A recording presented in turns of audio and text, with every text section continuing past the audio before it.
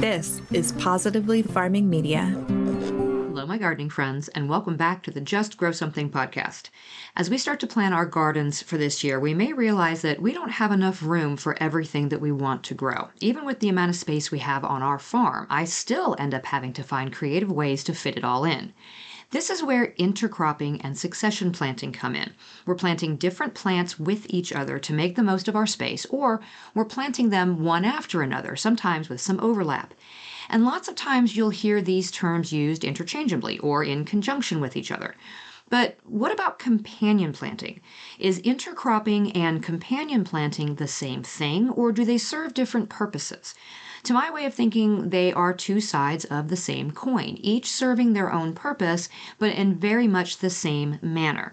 In today's episode, we'll dig into the principles of both intercropping and companion planting, explore the differences and the similarities between both, and talk about how we can use both methods to our benefit in our gardens. Let's dig in. Hey, I'm Karen, and I started gardening 18 years ago in a small corner of my suburban backyard. When we moved to a 5-acre homestead, I expanded that garden to half an acre, and I found such joy and purpose in feeding my family and friends. This newfound love for digging in the dirt and providing for others prompted my husband and I to grow our small homestead into a 40-acre market farm. When I went back to school to get my degree in horticulture, I discovered there is so much power in food, and I want to share everything I've learned with as many people as possible.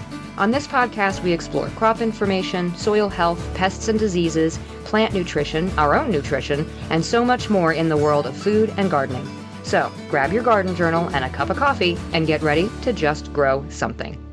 Okay, so really quickly, don't forget, if you want to get on the waiting list to hear more about my upcoming garden planning course when it opens up, head to justgrowsomethingpodcast.com/plan, and I will send you all the details when we're ready to launch. You'll get to know all the information before anyone else, and spoiler alert, in that course, I go through a lot about intercropping and companion planting and how to work it into your garden plan to get the best yield. So justgrowsomethingpodcast.com/plan.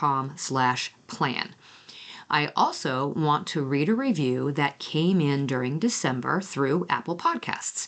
This 5-star review is titled, "I Can't Get Enough," and it's from Crazy Plant Lady 81, and she says, "I have been gardening for many years and every episode has new and valuable information. Karen covers topics that are relevant to many growing zones and conditions, not just where she lives in the Midwest. Keep up the good work." Well, thank you so much for that. I really do try to make sure the information I'm sharing is not just relevant to the Midwest. Even though we may time our plantings of crops differently based on our zones, much of the growing information is similar regardless of where we're gardening. So even though I want you to hear my experiences with specific crops or diseases or plants or whatever, I do try to be sure that the information I present is valuable no matter where you are. So thank you so much for the feedback and the kudos, Crazy Plant Lady 81. I love that screen name. So let's jump into intercropping versus companion planting. If we want to distinguish between companion planting and intercropping, we need to define them, right? The problem with this is that there's really no firm definition of companion planting. It really does depend on who you ask. In general, the idea behind companion planting is that you are planting multiple crops in close proximity to each other to provide some sort of benefit. You're trying to enhance the production of them in some way, whether that's providing protection from insects or providing nutrients or helping with the soil texture. The problem with this definition is that many of the recommendations for companion planting, specifically when we look at repelling insects, is not based in science. Usually, this has been taken from decades of people experimenting in their own gardens, making a correlation between what they planted and a result, like fewer insects, and then passing that information on as fact with no actual proof of causation. From a scientific research perspective, if you type the term companion planting into your search engine, you're likely going to end up with articles and suggestions and infographics that don't necessarily have a base in science and may be mostly old wives' tales. This is correlation over causation. If you want to find specific papers related to the benefits of companion planting, you're actually better off searching for the term intercropping. You'll get a lot more resources. Now, that's not to say that there aren't scientific papers out there researching companion planting, because there are. Many of them go back as early as the 1950s. But if you're looking for published resources on either topic, I recommend starting your search on the Google Scholar website rather than a regular search engine, and then searching very specific keywords like companion planting for insect control or whatever. And interestingly, many of the papers that come up with companion planting in the title refer to the method that they used as intercropping, which gives us a different problem. Intercropping is also the act of planting different crops with one another, but in most cases, from a layman's standpoint, we've typically looked at this strictly from a space-saving point of view. We're either planting smaller crops with taller ones for an entire season, or we're doing relay plantings where one younger crop is planted into another one that's already on its way to maturity. In this way, the second crop gets a little bit of a head start while the first one's still on the ground, and that maximizes the use of the space.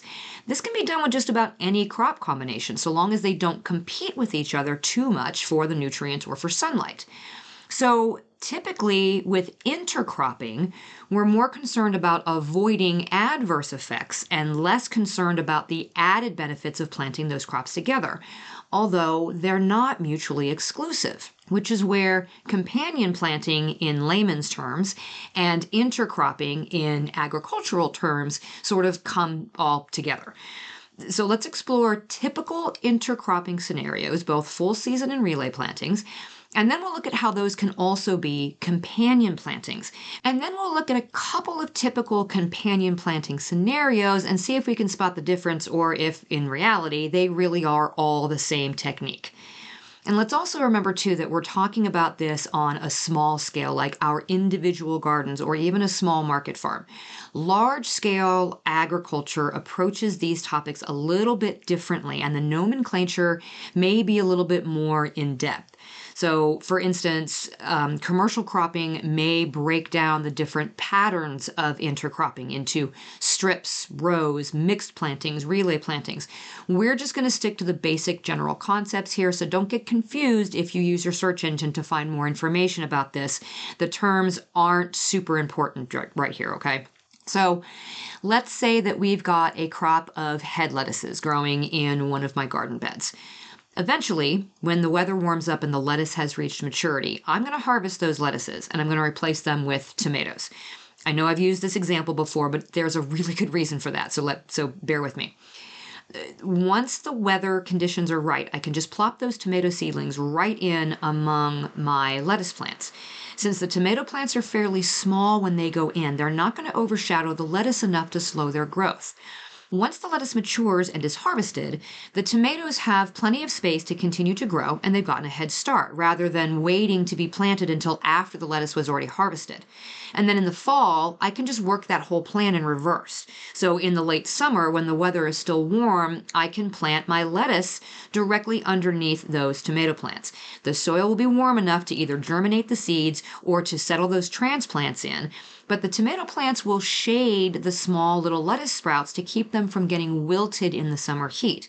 And then as the lettuce matures, the lower leaves of those tomato plants can just be pruned or stripped off to allow for more room for the lettuce and allow more light to come through as those days cool off. I can be harvesting lettuce and tomatoes at the same time toward late fall.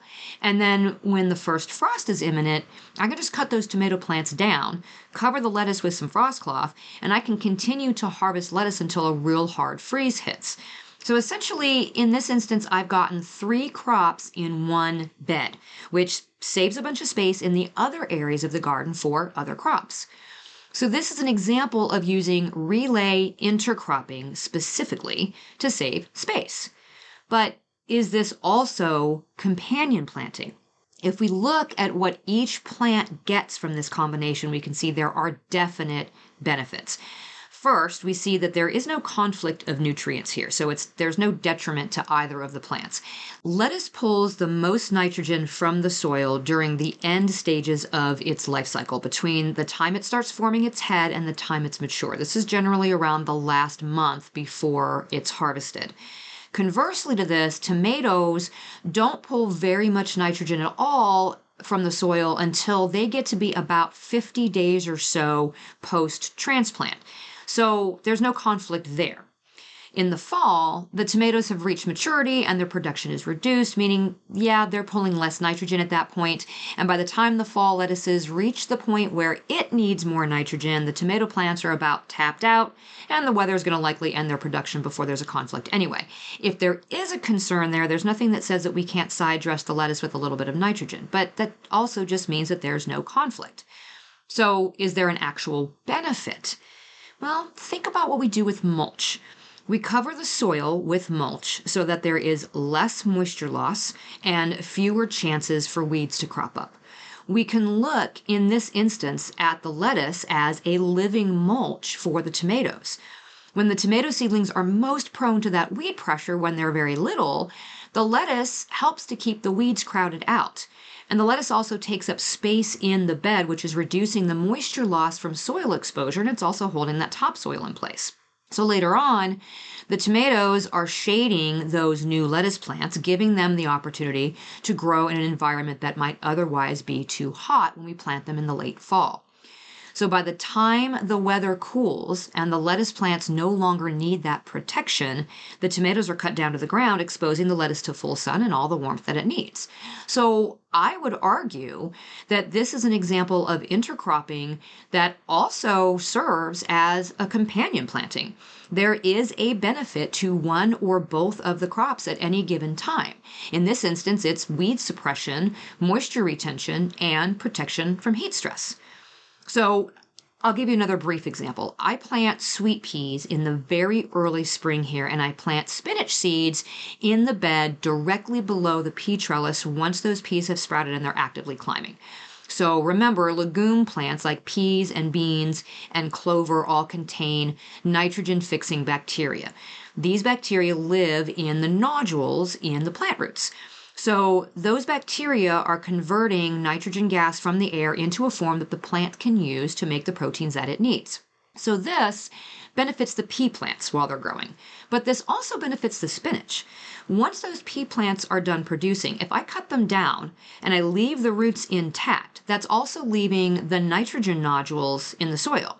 And as those nodules release that nitrogen, the spinach plants can take up that nitrogen right when it needs it most, which, just like the lettuce, is in the final 30 days before harvest.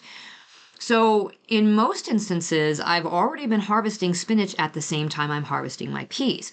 But these nodules essentially allow the pea plants to produce their own nitrogen, leaving the soil nitrogen available to the spinach until the peas are done and they're cut down. So not only are the peas helping the spinach in terms of nutrients, but the spinach is acting as a living mulch for the peas, suppressing the weeds and keeping that soil cool at the root zone where the peas need it the most.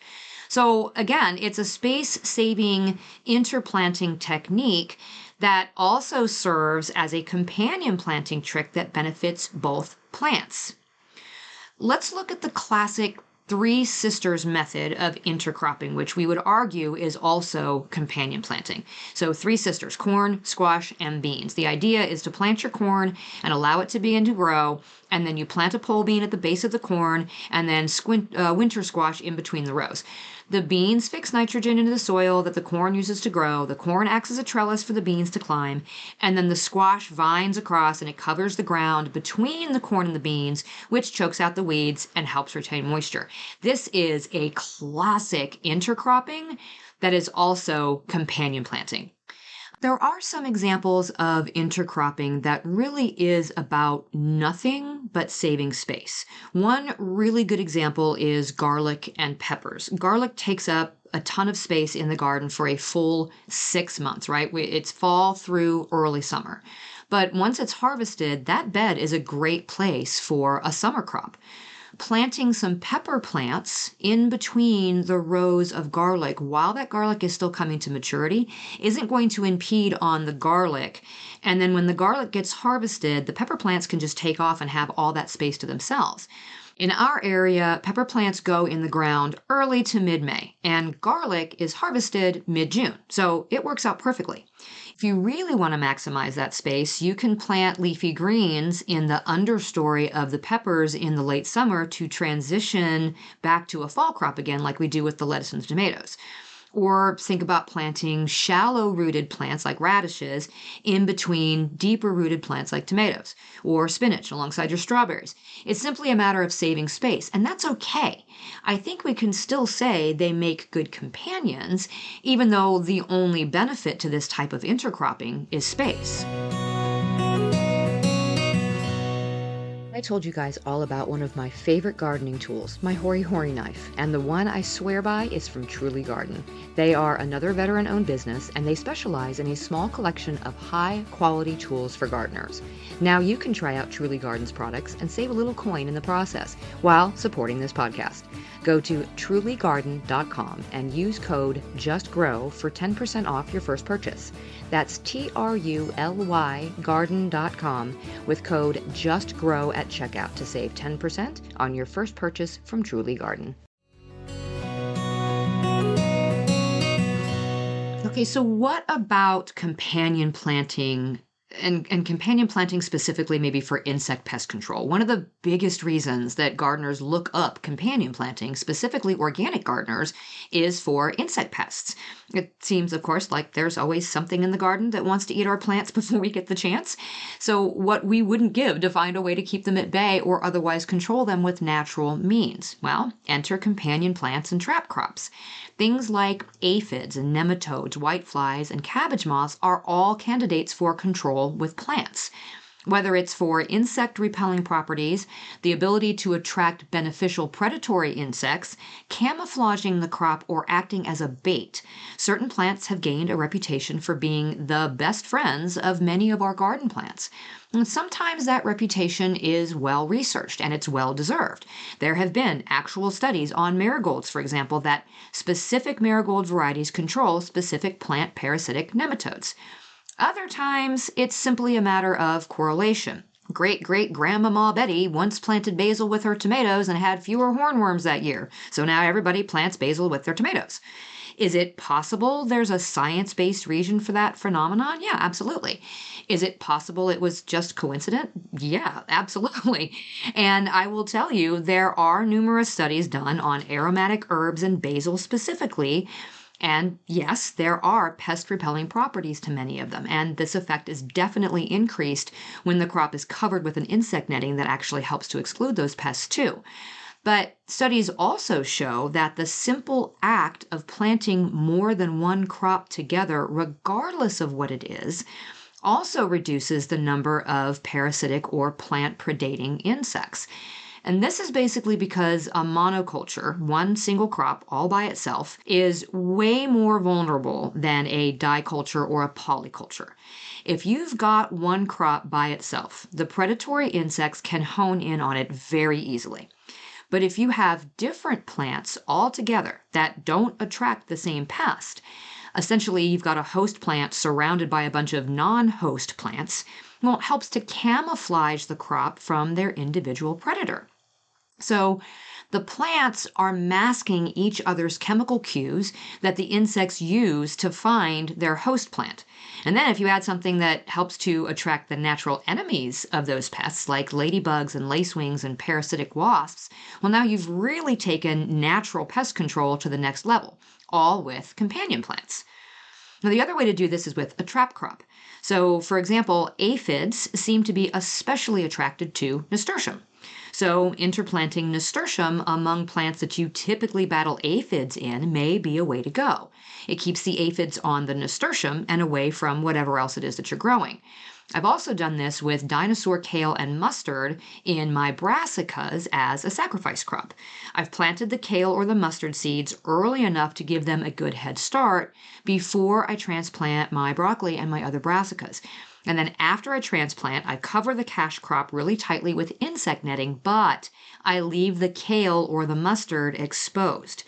So the moths and the butterflies gravitate to the uncovered, easy targets of the kale and the mustard, and they stay away from the broccoli and the other things that I've covered up.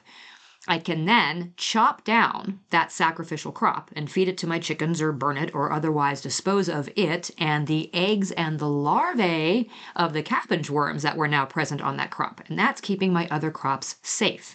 This is just one example, but it's another way that we can use companion planting to benefit our garden. And while it may do no harm to plant most things together that seem like they would benefit from each other, even if there's no scientific proof to the benefits, we also need to look at the possibility that there will be harm done. So unless you are using the crop as a trap crop like I just described, you generally don't want to intercrop things in the same plant family together. For example, you don't want to plant carrots and dill together. They're in the same family and they attract the same pests. This goes with intercropping your kale with your cabbage or your broccoli, unless you have something else in there that will deter the cabbage moths. So when you see lists of plants that are supposed to be good companions and the list of the bad ones, understand why it's a bad companion. Do they have the same nutritional needs and they're going to compete with each other? Do they attract the same pest? Does it give off a chemical that may stunt the growth of certain plants? These are what you need to consider with both companion planting and intercropping. Another companion planting idea is to use plants that grow deep roots alongside shallow rooted ones. Plants with long tap roots like parsnips and carrots will lift nutrients from deeper in the soil, and the nutrients can then benefit those plants with shallow rooted systems like leafy greens. Which is why I think we can really just use the terms intercropping and companion planting interchangeably with very little exception.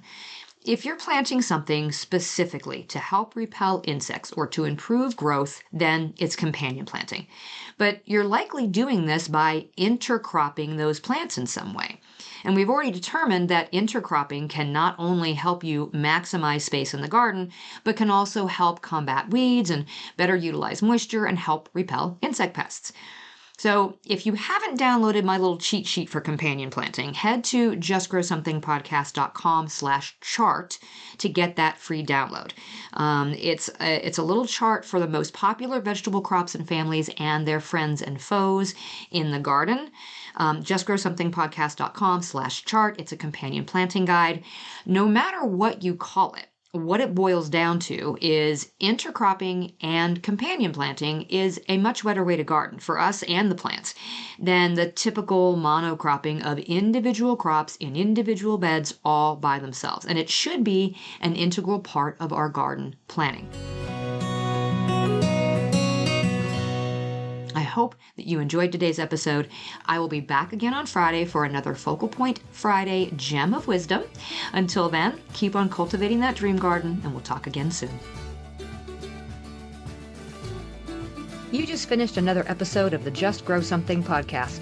For more information about today's topic, go to justgrowsomethingpodcast.com, where you can find all the episodes, show notes, articles, courses, newsletter sign up, and more. I'd also love for you to head to Facebook and join our gardening community in the Just Grow Something Gardening Friends Facebook group. Until next time, my gardening friends, keep learning and keep growing.